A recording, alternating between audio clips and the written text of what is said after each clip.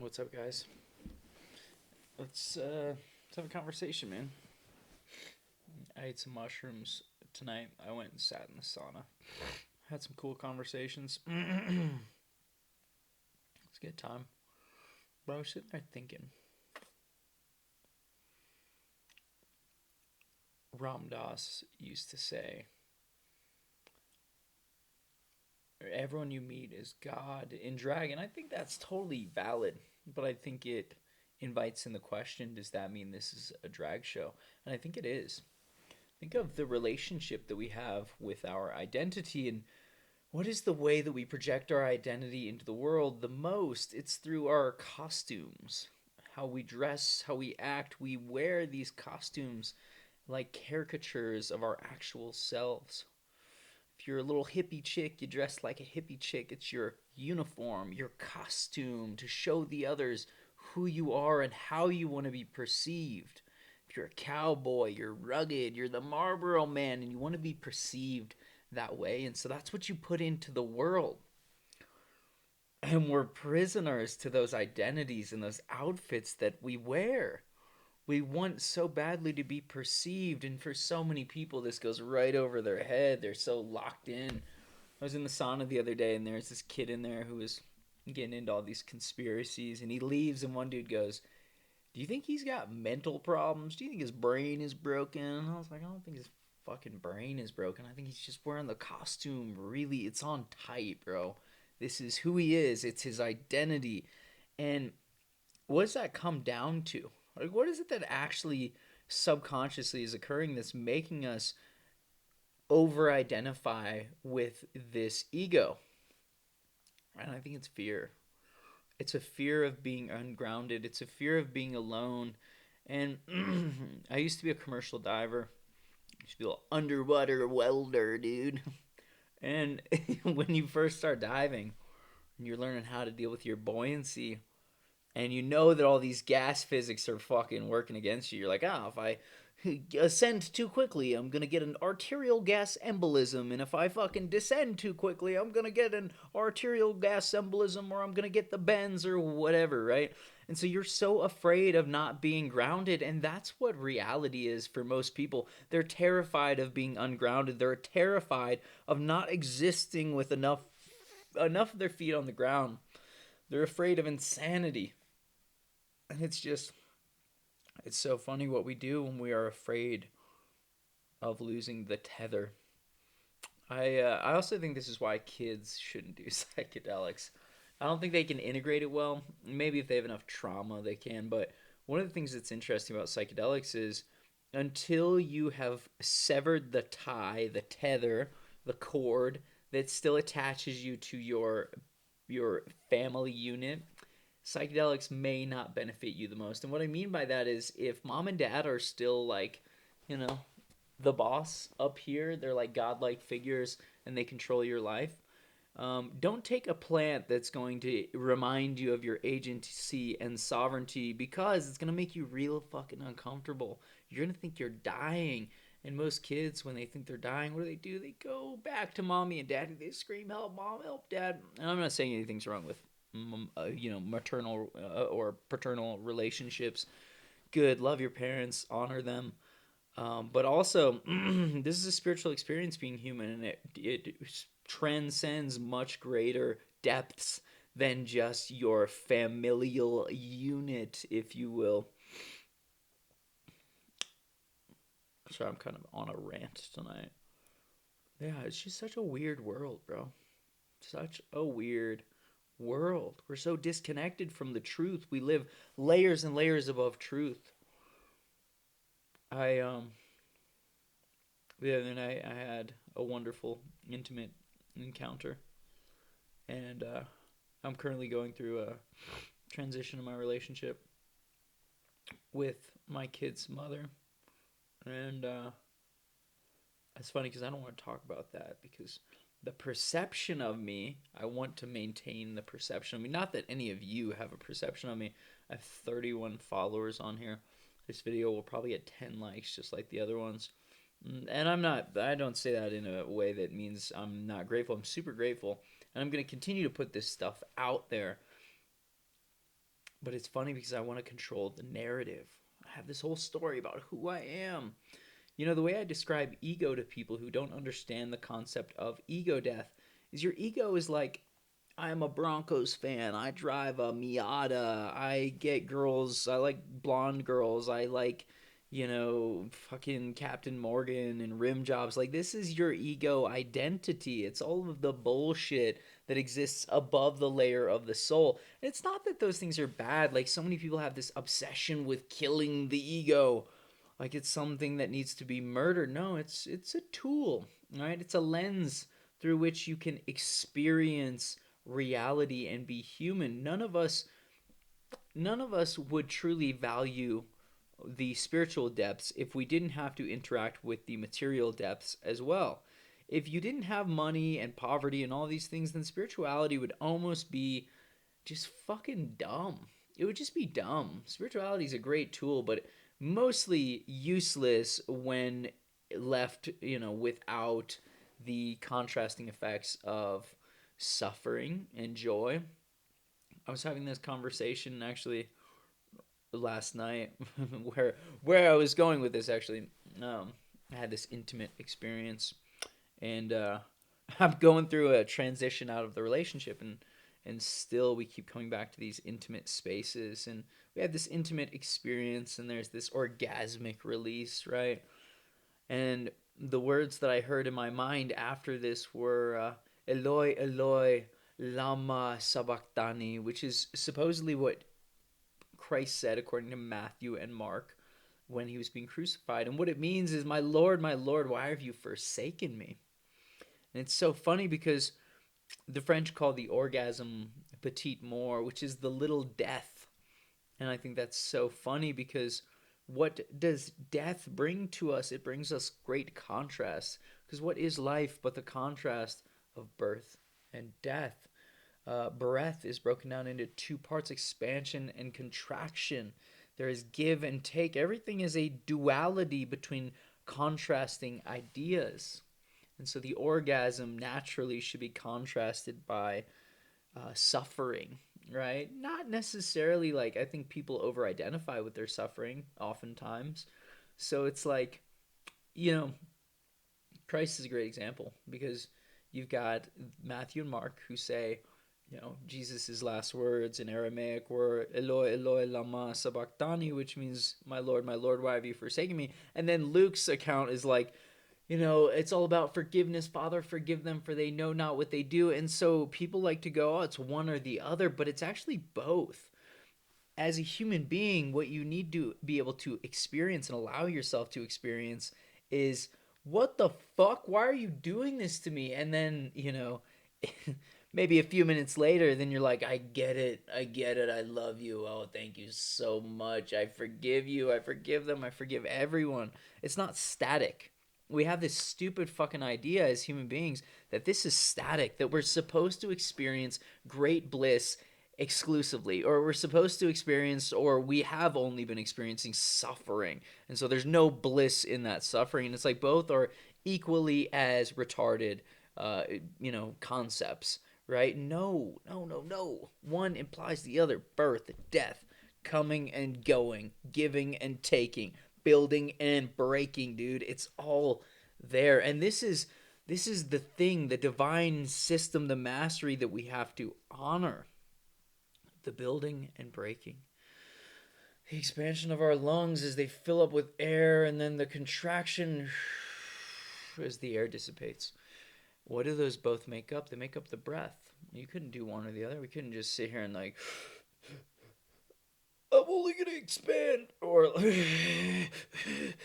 I'm only gonna contract. Like, no, bro, you need fucking both. And now I'm being a dead horse, dog. So those are my main thoughts for the day, guys. Those are big ones. And so many people, they've become so absent from what it is to be human. So much so that they just lie to themselves, dude. They lie. They have no fucking clue. They're pursuing this idea. I've had so many people tell me, yo, your life is perfect. You're experiencing and living the life that I want. And it's like, fuck yeah, dude. That's awesome. But this idea that your happiness exists anywhere but where you are is rudimentary and absolute silliness. The gift is being able to be wherever you are and not having anything and being grateful, or having the world and still being grateful, because you know that the birth and the peak implies the valley, the birth implies the death. Greatness is not as great as it sounds. It's just another thing. And I promise you, when you close your eyes and you feel the sensation, say you're suffering, life fucking sucks, you're going through hell.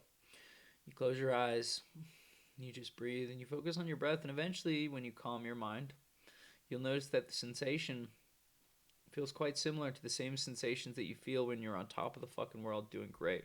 And you realize there is a story around the sensation that you're feeling, and that's what you're attached to, and that's where your aversions lie. In that story, it has nothing to do with what you are actually experiencing or feeling. As Mike Tyson likes to say, what hurts worse, getting punched in the face or thinking about getting punched in the face? Most of the time, it's thinking about getting punched in the face that actually makes us uncomfortable. So when we really lean into it, we realize, like, oh man, we're just imagining shit, dude. It's like trying to put myself out here on the internet and on YouTube and stuff. I've received a whole bunch of comments that are really funny, and I couldn't give two shits, dude. Like, I know that if I met any single one of you people in person, we could have a wonderful conversation. I could ask you about your life, and we could connect on a deep level. I know this because I do this on a daily basis with many, many people. I have deep and wonderful and beautiful conversations, and we talk about pain, suffering, love, bliss, all of it, dude. And so I know you would never say this shit to me in person, but also, when you're bothered by some random stranger on the internet, it's because it's a mirror, dude. Something's coming up inside of you that feels uncomfortable. Someone is calling attention to your mask, your role, your fucking story, and it makes you uncomfortable. And most of the time, when people feel uncomfortable, they get angry and aggressive. You know, it's the same reason they crucified Christ. It's the same reason they crucified many people. It's the same reason they murdered many of the Buddhists and many of these different spiritual messengers, is because when something comes up that makes you uncomfortable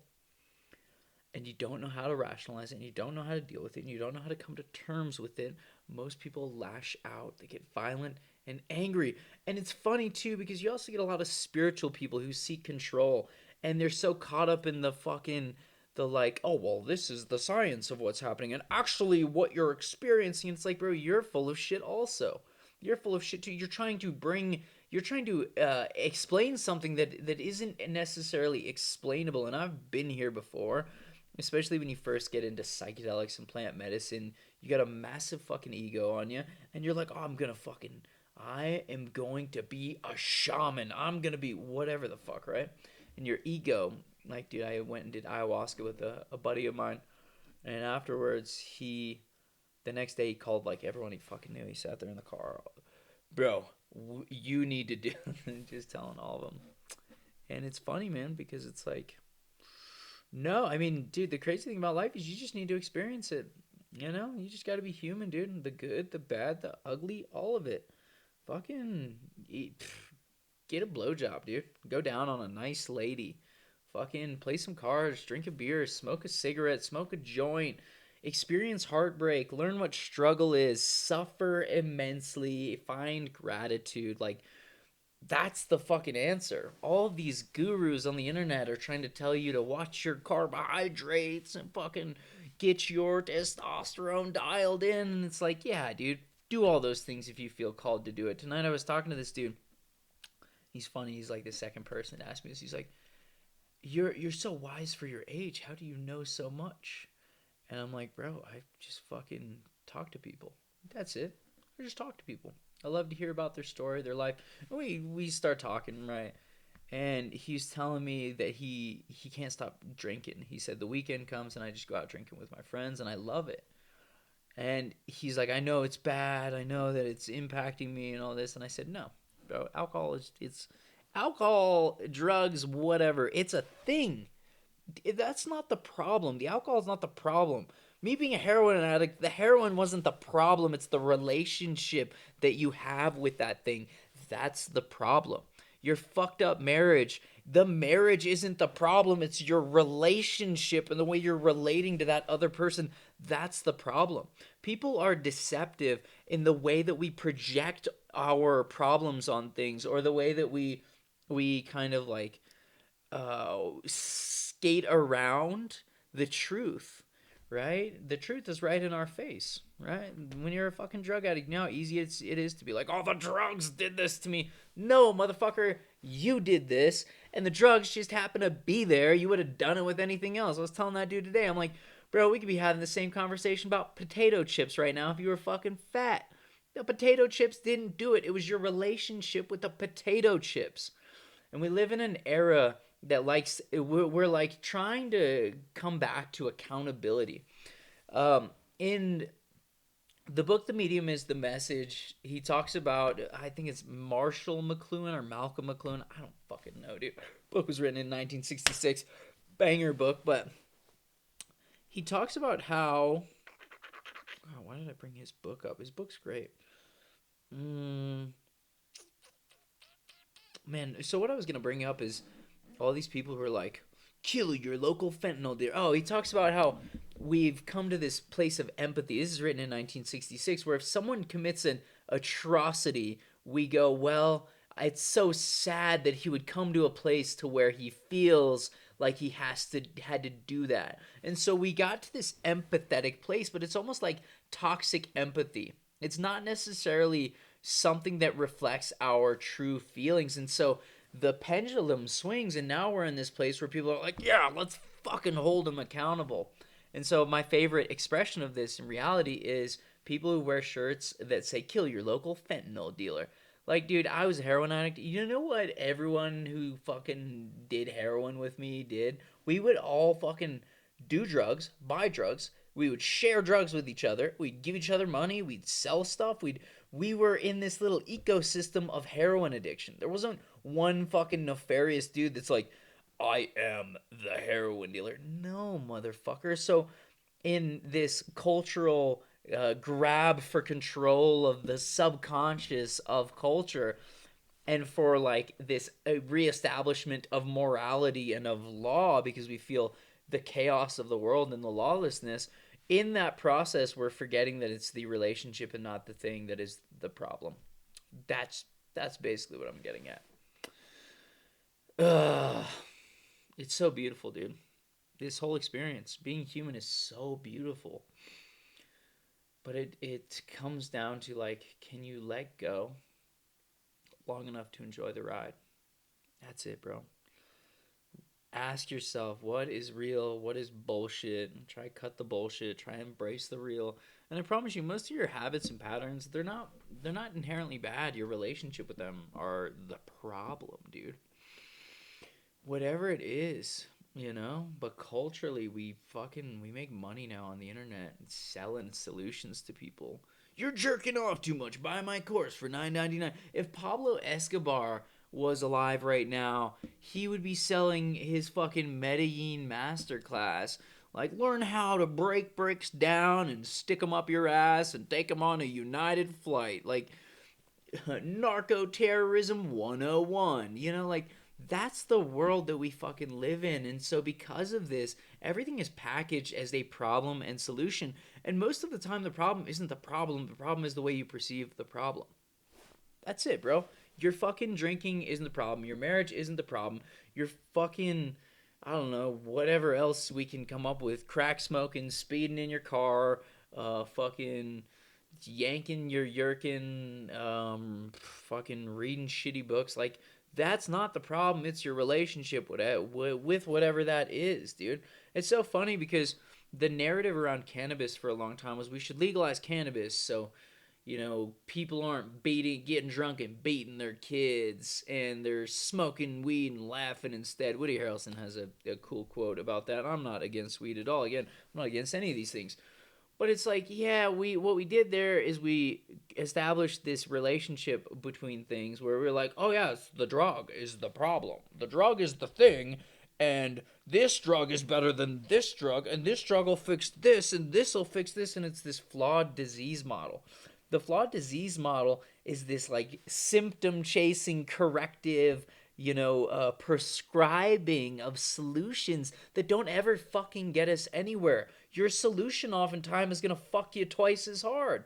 I met this wonderful gentleman in the sauna last night, and he was from Iran, and it was beautiful because he was so happy that the Ayatollah was overthrown, and he was about 66 years old, which was really cool because he told me he left Iran 3 months before the Islamic Revolution in 1978, and I thought that was really cool to get that perspective because all I'm hearing is like, fuck Israel, those guys are fucking, they're taking over the world, and it's like, two things can be true at the same time. It can be fuck Israel, but also the Ayatollah maybe was a shitty person and maybe he did some fucked up shit, right? According to this 66-year-old man who grew up in Iran and had to leave, he's grateful. He's super grateful, and he's a Zoroastrian as well, which is a really really cool community in Iran, and it's this kind of religion that even predates Christianity and Islam, and so it's really cool that that community is still thriving and still alive, and now they may get a chance to grow and continue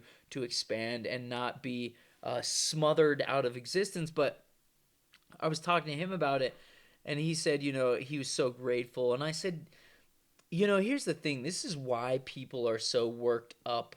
In my opinion, you get the people who are stuck on, one side or the other. Iran's good, fucking Israel's bad. We get these camps and schools, but ultimately the challenge is that America created the problem that exists. America created the problem in Iran by using the CIA to topple the what are they called? I don't know, the fucking king of Iran. I don't know if he was an actual king, but we overthrew them because this motherfucker announced that he was going to stop selling oil in the petrodollar, and we're like, oh, you got to fucking deal with that. And so we overthrew him, and then there was a revolution, and they killed or overthrew the guy that we overthrew, or the replacement. And so our solution became the problem, is what I'm getting at. It's called the Cobra conundrum or theory, I forget. This is where in India, when the British had colonized India, what we actually saw was a King Cobra problem. And the British, being fucking British, were like, oi, you bring me the King Cobra, I'll give you some money. And the Indians were like, oh, this is a wonderful business opportunity. And they came with the Cobras that they had been breeding in their fucking basements, which is nuts. Can you imagine that? And they bring the Cobras over, and they're like, okay, give us our money now. And the British are like, oh, right, chap, here's your money for the Cobras. Wow, these guys are bringing a lot of Cobras in. Didn't know there were that many. And then they're like, oh, you think they're breeding them and taking advantage of the system, oi? And they're like, we should probably shut this down. And they shut it down. I'm sorry, I don't know what fucking accent that is, but they shut it down. And what happened was they released all of the cobras they had been breeding, and the problem is now 100 times fucking worse than it was to begin. So our solution and our identification of the problem often creates a bigger problem than actually just acknowledging that it wasn't the problem in the first place. It was the relationship that was the problem. So in this cobra theory or conundrum or whatever the fuck it's called, in this idea, is the snake the problem, or is our relationship with the snake the fucking problem? And I guess that's all the time I got. My shit's blinking at me. I fucking love you guys, dude. I'll see you tomorrow, okay? Anyway, like, comment, subscribe. Fucking tell me I'm a schizo dirtbag, and I'll tell you you're beautiful and I love you. Thanks for tuning in. Bye.